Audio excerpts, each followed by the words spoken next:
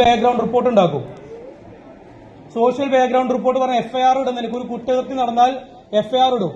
പക്ഷെ 18 വയസ്സിന് താഴെയുള്ള കുട്ടികളാണ് കുറ്റകൃത്യം ചെയ്യണമെങ്കിൽ FIRന് തത്തുല്യമായി, നിങ്ങൾക്ക് പറഞ്ഞാൽ എനിക്കറിയാം, FIRന് തുല്യമായ സോഷ്യൽ ബാക്ക്ഗ്രൗണ്ട് റിപ്പോർട്ട് ഇടും. അങ്ങനെ ഇടുന്ന കുട്ടികളെ ഐഡന്റിഫൈ ചെയ്ത് അവരെ സ്റ്റേഷനിലേക്ക് വിളിച്ചു വരുത്തി അവരുടെ അച്ഛനമ്മമാരെ കൊണ്ട് JJ ബോർഡ് എന്ന് പറഞ്ഞ ബോർഡുണ്ട്. കുട്ടി കുറ്റവാളികളെ കൊണ്ടുപോയി എത്തിക്കുന്ന ബോർഡാണ് JJ ബോർഡ്. JJ ബോർഡിന് മുന്നിൽ കൊണ്ടുപോകും.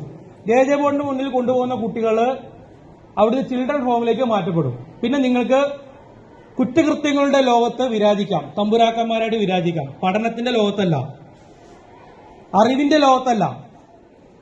തെരുവിൽ കിടന്ന് മൽപ്പിടുത്തം നടന്ന് തെണ്ടിത്തരം കാണിക്കുന്നവര് ക്രിമിനൽസ് ആണ്. അതിൽ യാതൊരു സ്കോപ്പിങ്ങും ഇല്ല. എന്റെ ഭാഷയിൽ ക്രിമിനൽസ് ആണ്, പക്ക ക്രിമിനൽസ് ആണ്. അത് വിദ്യാർത്ഥികളായാലും കൊള്ളാം, വലിയവരായാലും കൊള്ളാം, ക്രിമിനൽസ് തന്നെയാണ്. നിങ്ങൾക്ക് ചിരിയുണ്ടല്ലോടാ, ചിരി വരുന്നുണ്ടല്ലേ? ഞാൻ ചിരിക്കാനുള്ള കാര്യമാണ് ഇവിടെ പറയണത്. നാളെ ഒരു സോഷ്യൽ ബാക്ക്ഗ്രൗണ്ട് റിപ്പോർട്ട് ഉണ്ടാക്കി ഞാൻ അയച്ച് അതിന് പേര് വന്നു കഴിഞ്ഞാൽ നിനക്കൊന്നും ഒരു പാസ്പോർട്ടും കിട്ടില്ല. അത് ഉറപ്പിച്ചോ. ഒരു പുറത്തേക്ക് പോകാൻ കിട്ടില്ല, ഒരു പാസ്പോർട്ട് കിട്ടില്ല. ഇന്നൊരു തൂപ്പുകാരന്റെ ജോലി കിട്ടാൻ, ഒരു പെട്രോൾ പമ്പിൽ അടിച്ചു കൊടുക്കാൻ നിൽക്കണമെങ്കിൽ പോലീസിന്റെ ക്ലിയറൻസ് സർട്ടിഫിക്കറ്റ് വേണം. ഇവൻ ക്രിമിനൽ കേസിൽ ഉൾപ്പെട്ടിട്ടില്ല എന്ന സർട്ടിഫിക്കറ്റ് വേണം. അവിടെ കമ്പ്യൂട്ടറിൽ ഒരു വട്ടം കയറി കഴിഞ്ഞാൽ പിന്നെ ജന്മം ഉണ്ടെങ്കിൽ നിങ്ങൾക്ക് ആ ക്ലിയറൻസ് സർട്ടിഫിക്കറ്റ് കിട്ടില്ല. PCC എന്ന് പറയും, പോലീസ് ക്ലിയറൻസ് സർട്ടിഫിക്കറ്റ് കിട്ടില്ല. പിന്നെ ഗോവിന്ദ സ്വാഹ കഴിഞ്ഞു ജീവിതം. ഈ സിനിമ കണ്ടിട്ട് പല തോന്നിയാസ സിനിമകൾ നമ്മുടെ ഇപ്പം ഇറങ്ങിക്കൊണ്ടിരിക്കുകയാണ്.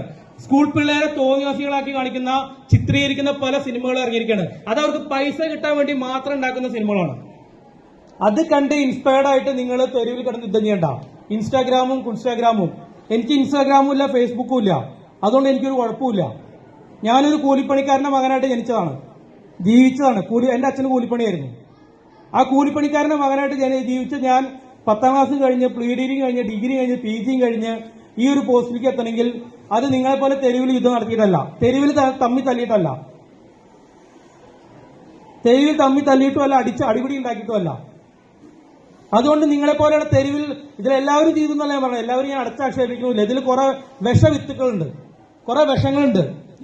ഒരു കുടം വെള്ളം എടുത്തു കഴിഞ്ഞാൽ ഒരു തുള്ളി വിഷം മതി മൊത്തം ആ വെള്ളം നശിപ്പിക്കാനായിട്ട്. അങ്ങനെ എല്ലാത്തിനും കുറെ വിഷങ്ങളുണ്ട്. പുഴുക്കുത്തുകൾ എന്ന് പറയും. ആ പുഴുക്കുത്തുകൾ എന്ത് ചെയ്യും?